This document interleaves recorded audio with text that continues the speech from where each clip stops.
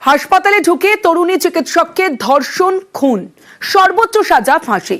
সঞ্জয় রায়কে দেওয়া হলো যাবজ্জীবন। শিয়ালদা কোর্টের পর্যবেক্ষণ, আরজি করের ঘটনা বিরলের মধ্যে বিরলতম অপরাধ নয়।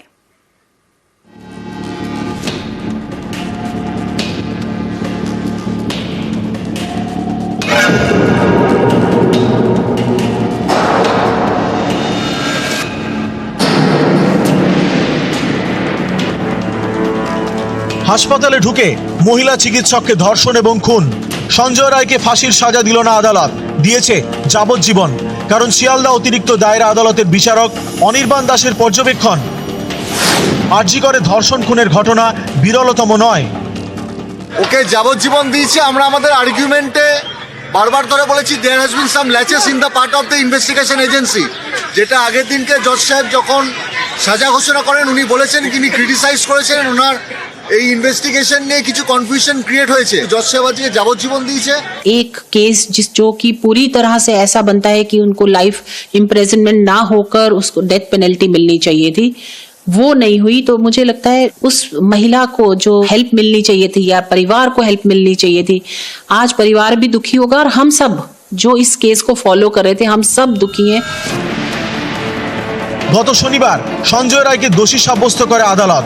সোমবার আদালতে ফাঁসির দাবিতে সরব হন সিবিআই এবং নির্যাতিতার পরিবারের আইনজীবীরা। সিবিআইয়ের আইনজীবী পার্থসারথী দত্ত বলেন, বিশ্বজুড়ে এই ঘটনার অভিঘাত ছড়িয়েছে। এই ঘটনা বিরলের মধ্যে বিরলতম। যিনি মানুষের প্রাণ বাঁচাতে হাসপাতালে গিয়েছিলেন, সেই মেধাবী ডাক্তারের প্রাণ গিয়েছে। এটা বিরলতম ঘটনা। সর্বোচ্চ শাস্তি দিক আদালত। এমন শাস্তি দেওয়া হোক যাতে সমাজে ভরসা ছড়ায়, সকলে যাতে নির্ভয়ে বাড়ি থেকে বেরোতে পারেন। সঞ্জয় রায়ের আইনজীবী সেজুতি চক্রবর্তী পাল্টা বলেন, এটা বিরলতম ঘটনা নয়। বিভিন্ন মামলায় আসামিকে শোধরানোর সুযোগ দিয়েছে সুপ্রিম কোর্ট। সুপ্রিম কোর্ট বিভিন্ন মামলায় বলেছে, নথি নিয়ে ন্যূনতম সন্দেহ থাকলে বা ধারণার ভিত্তিতে সাজা হলে তা বিবেচনায় আনা উচিত। এই কেসেও সেরকম বিষয় লুকিয়ে দিল্লির ইন্টারন্যাশনাল ইউনিভার্সিটির সমীক্ষায় মৃত্যুদণ্ডের সমালোচনা করা হয়েছে।